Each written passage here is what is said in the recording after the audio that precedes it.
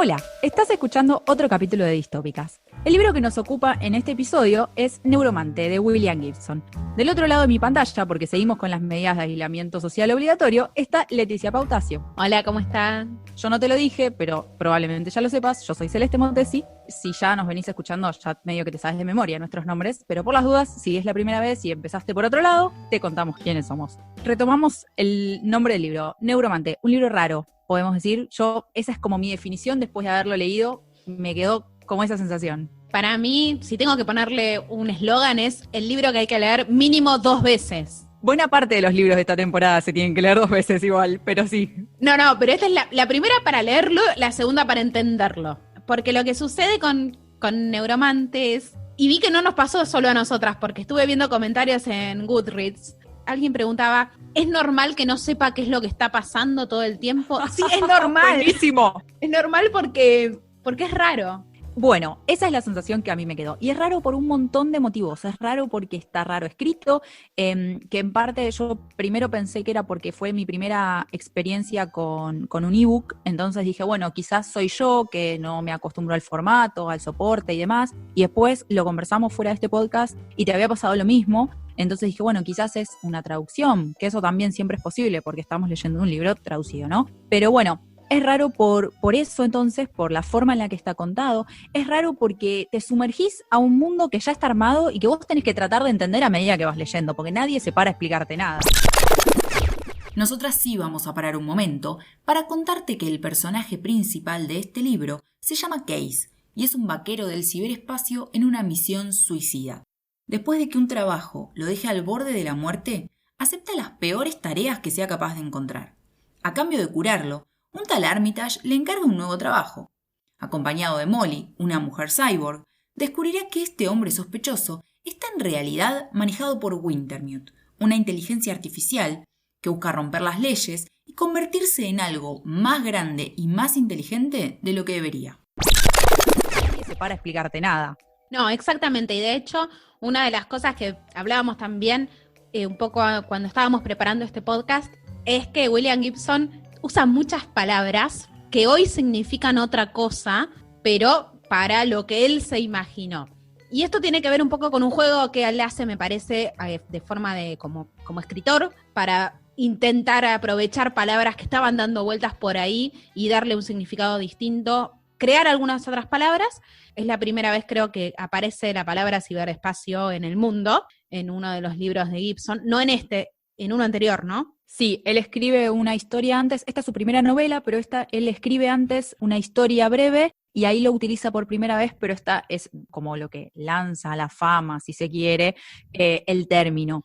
Y también es un concepto que en parte termina moldeando la WWW como la conocemos, ¿no? Digamos, termina moldeando la Internet de la forma en la que la conocemos en algún punto. Sí, lo que pasa es que el concepto que tenía Gibson y que está en Neuromante de ciberespacio no es el mismo que nosotros conocemos hoy como ciberespacio, aunque tiene que podríamos hacer algunos paralelismos, pero en sí el ciberespacio para él, y a ver si lo anoté, muy bien, alucinación consensual experimentada por billones de operadores en todas las naciones.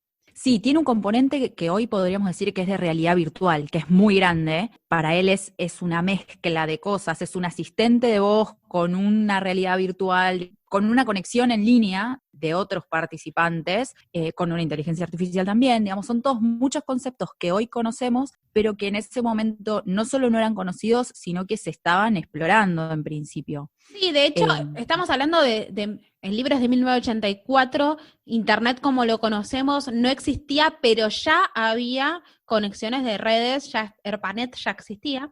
Entonces, estábamos en los inicios de Internet y él se imagina un mundo donde las personas y este ciberespacio, este lugar de encuentro, de conexión y de realidad virtual, es parte de las personas. Las personas literalmente para entrar al ciberespacio se conectan. Se conectan a través de una especie de enchufes que esto llaman Microsoft. Pero hay otra gran cantidad de cosas, ¿no? Las personas sienten el ciberespacio en sus nervios, el cuerpo es parte de la tecnología y de ese ciberespacio. Sí, totalmente. Y hay un montón de ejemplos a lo largo del libro de distintas formas en las que esto se puede percibir. Yo creo que esa es una de las tantas cosas que leyéndolo hoy te confunden también. Porque quizás en ese momento, leerlo en 1984 era un mundo nuevo al que vos te ibas adaptando, pero hoy cuando tu cerebro ya conoce parte de lo que él te está contando, es como que de pronto te frenás y decís, pero pará, porque para el ciberespacio es otra cosa,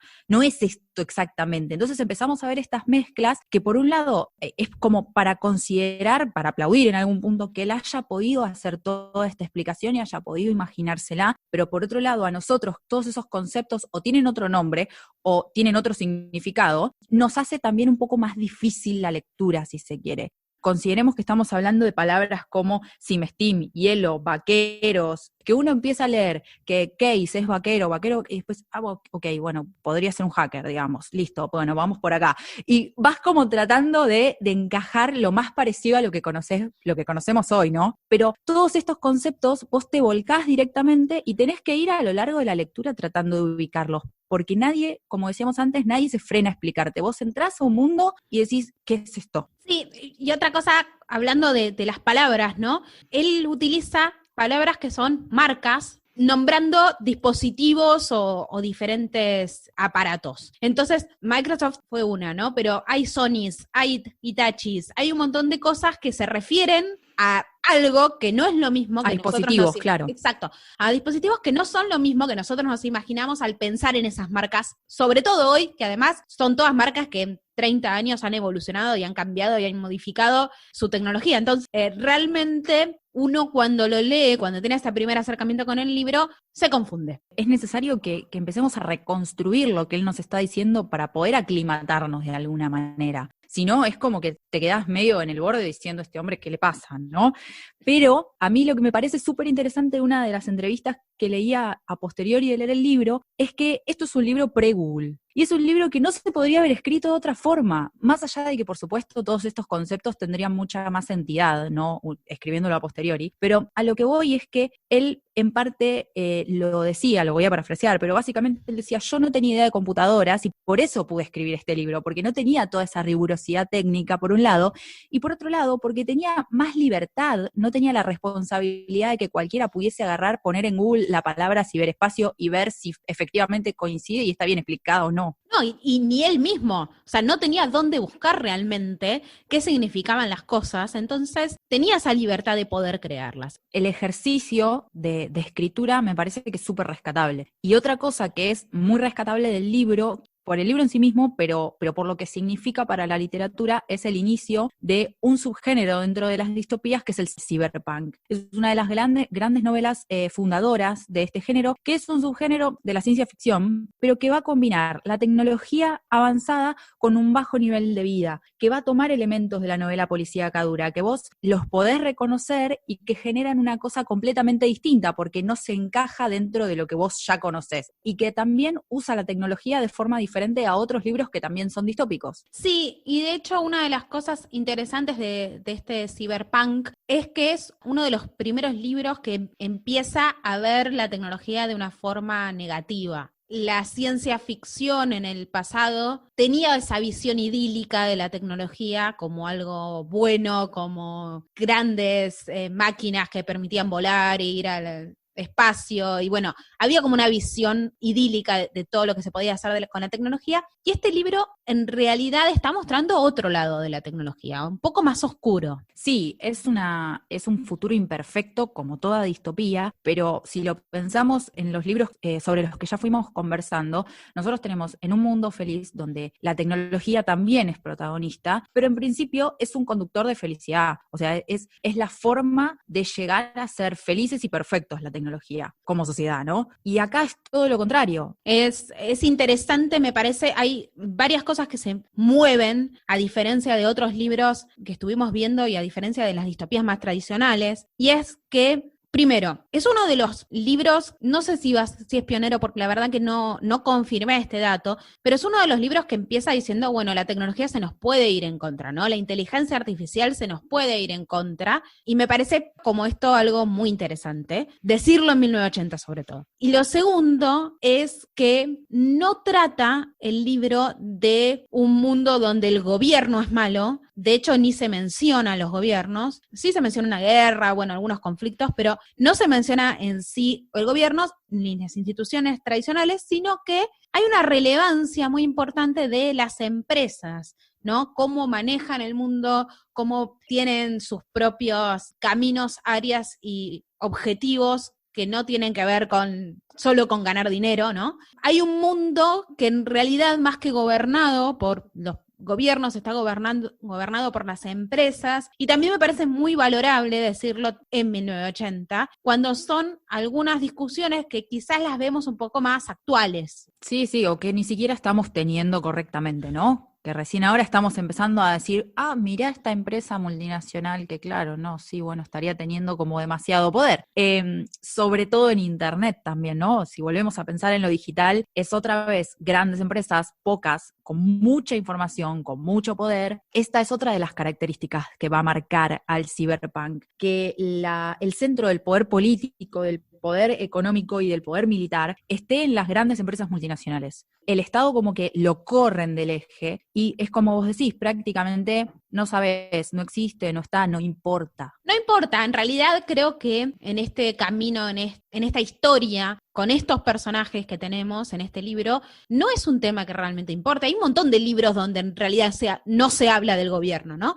Pero es interesante en una distopía, en un libro que es tan complejo en cuanto al escenario que crea, de dónde se crean en la historia, ¿no? Se sitúa, gracias, no me salía. ¿Dónde se sitúa la historia? En este escenario, ¿no? En un libro de estas características, es al menos extraño que no se hable. Creo que no se habla casi nunca del gobierno. No sé si se menciona, no estoy segura. No podría asegurártelo, pero al menos en mi memoria no quedó ningún tipo de alusión a eso. No tiene relevancia, pero sí tiene relevancia, y mucha, y sobre todo al final, cuando las piezas empiezan a encajar, tiene mucha relevancia el papel de ciertas organizaciones, empresas, que gobiernan ciudades directamente, ¿no? Y gobiernan ciudades, muchas decisiones pasan a través de ellos, e incluso no solo de una empresa, sino de una familia, o la empresa familia, ¿no? Como una relación muy íntima entre la familia y sus herederos y la empresa, ¿no? Todo lo mismo. Bueno, pero aparte son dinastías que no sabes muy bien cuántas generaciones hay involucradas, porque otro de los grandes elementos del libro es el tema de los cyborgs. Tenés, por un lado, el reemplazo de partes humanas, por otra parte, como un upgrade, digamos, de algunos sentidos humanos, no sé, los ojos de Molly, por ejemplo, la capacidad de convertirse en arma. Tenemos también, por otro lado, el tema de la crioconservación, que afecta a esta familia de poder particularmente. Entonces tenés una línea de vida, si querés, borrada, porque hay gente que puede vivir mucho más tiempo del que al menos nosotros conocemos, y tenés una capacidad para parte de esta familia, de apagarse por un tiempo y volver no sé, activarse X cantidad de años después. Sí, bueno, hay un paralelismo, y voy a hacer un spoiler de Westworld si alguien no lo vio, pero hay un paralelismo con Westworld y esta idea que en algún momento de la serie aparece de utilizar la inteligencia artificial como un histórico de la vivencia de esa persona y poder trasladarla a otro cuerpo ¿no? Y poder mantenerlo para que esa persona no muera. Hay un poco de esa idea rondando en el libro, en esta familia que tiene esta empresa que es tan poderosa, y creo que bueno, eso es como interesante en principio, porque recién ahora estamos en 2020 y empiezan a aparecer estas ideas como una posibilidad real, ¿no? Incluso también estas cuestiones de modificar el cuerpo a través de tecnología. O sea, nosotros a lo largo de los años hemos podido hacer algunos ajustes con los lentes de que se ponen detrás de los ojos, ¿no? Para poder ver mejor, no sé, los tornillos, todas las cosas que uno se va poniendo en el cuerpo. Sí, los implantes, los trasplantes, digamos, todo ese tipo de cosas, pero acá está llevado como al extremo, porque Acá realmente uno le pueden trasplantar y le pueden implantar lo que sea. Sí, claramente, ¿no? Pero bueno, ya estamos viendo algunas pruebas, algunas ideas de ponerse microchips, ¿no? En los cuerpos humanos. Entonces, creo que sobre todo este libro debe haber sido más que interesante leerlo en la época que se escribió. Me parece que leerlo hoy tiene este condimento de ver cómo se pensaba o cómo se imaginaba alguien la tecnología en el futuro. Y comparar un poco con lo que fue y lo que es. Algunas cosas, como encontramos, hoy están o se parecen bastante a esa idea que tenía Gibson, otras no, pero ¿quién te dice de aquí a, no sé, 20, 30 años? Supongo que el libro va a seguir estando en algún formato del futuro y alguien lo va a leer y bueno, veremos qué pasa. Sí, yo a medida que lo iba leyendo, en mi mente iba tratando de encontrar como paralelismos con cosas y cuando terminé dije, bueno, esto es Matrix se encuentra con la película de Yo Robot. Matrix en cuanto a todo, digamos, la Matrix justamente, pero todo esto de la inteligencia artificial tratando de sobrepasar al hombre, de tener cierta autonomía y demás, que está presente en la película. Yo me anoté una frasecita cortita que se menciona más o menos en la mitad del libro que dice... la autonomía es lo que cuenta para las inteligencias artificiales, ¿no? Y dice, al momento en el que una de ellas comience a buscar formas de ser más lista, el Turing la borra. Nadie se fía de esas hijas de puta, ya lo sabes. Todas las inteligencias artificiales vienen con una pistola electromagnética apuntándoles a la cabeza. ¿Qué es esto de, bueno, hasta qué punto la dejamos ser tan inteligente? Y no recuerdo, no sé si vos te acordás, de dónde vienen estos agentes de Turing, que son los que tienen la potestad de controlar. ¿Es un ente privado, es un ente público? Porque también ahí radica quién es el que controla ese poder. Da la sensación, no quiero mentir, pero en realidad da la sensación que es un propio control que ponen los mismos que programan las inteligencias artificiales. Por eso también hay que decir que como el gran objetivo de una de las inteligencias artificiales y que va a la historia es unirse con otra. Claro, me pareció súper interesante eso también porque es un planteo que hoy estamos apenas teniendo, pero que en 1984 ya se estaba pensando. ¿Puede ser todopoderosa?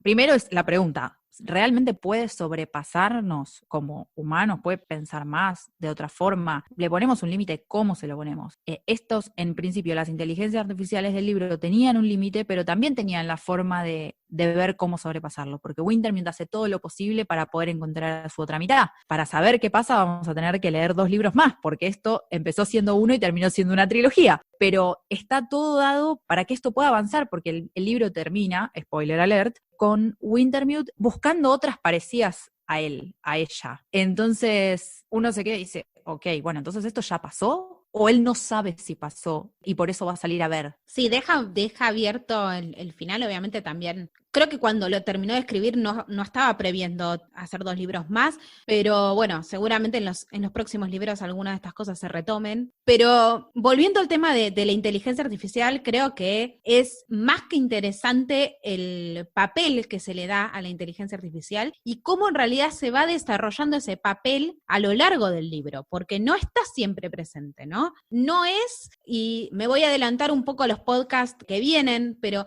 no es ese gran hermano que al principio de 1984 uno ya sabe que existe, no es esa presencia de poder que aparece enseguida, ¿no?